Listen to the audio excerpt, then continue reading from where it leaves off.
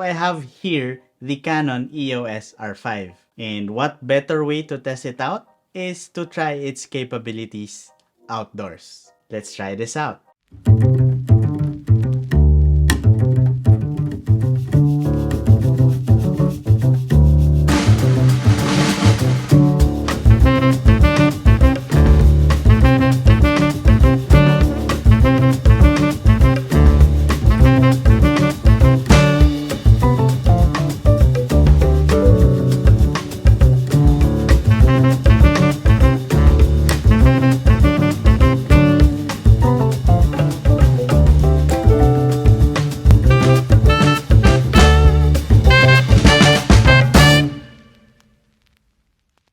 So that entire clip or sequence was shot using the Canon EOS R5.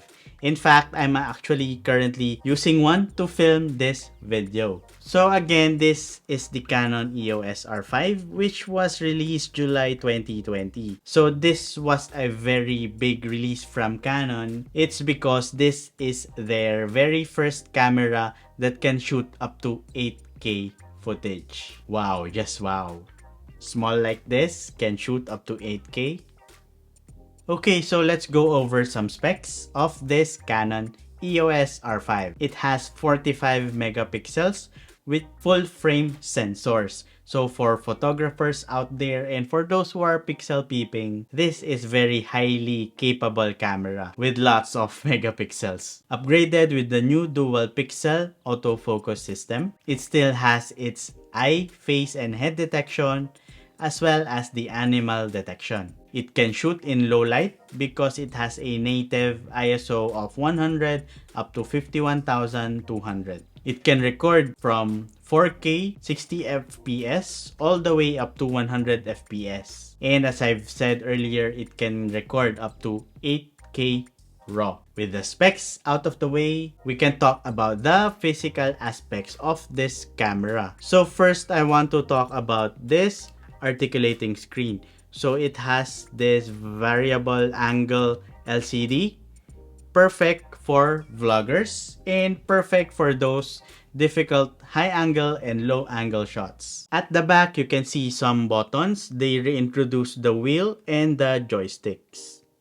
On this side, it has a dual card slot, one SD card slot, and one CF Express Type B card slot. On this side, you can see the connectors from USB to HDMI to headphones and the 3.5mm jack. And for the battery, it is now using the high capacity LPE6NH battery. Also, you can see on the top a LED indicator which tells which mode you are currently in and some of the buttons here, which I think for me, I love the placing of the buttons and how it contrasts with the body of the camera. Okay, so here are my thoughts about this camera 1 week of using it. So for this one, I want to talk about this since this is the one that impressed me the most, which is the low light capability of this camera. So in our video of the coffee shop, so I was actually on auto ISO mode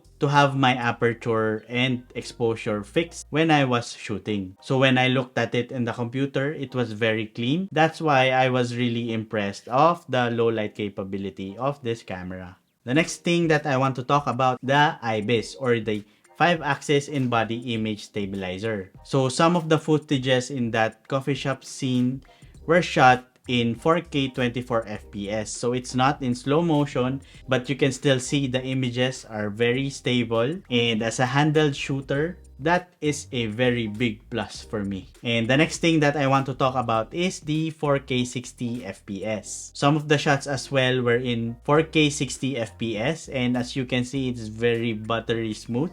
Unfortunately, I wasn't able to try the 4K 120 FPS. It's because my SD card is very limited and it's not possible on this camera. So if you want to have a 4K 120 FPS, you need to have at least the CF Express type card for you to be able to use that feature. Also, unfortunately, because of my SD card limitation, I wasn't able to record in 8K. since I was trying to save some storage for me to record more or shot more in 4K 60 FPS, I wasn't able to try it out. Then lastly, this entire video that you see were shot straight out from the camera.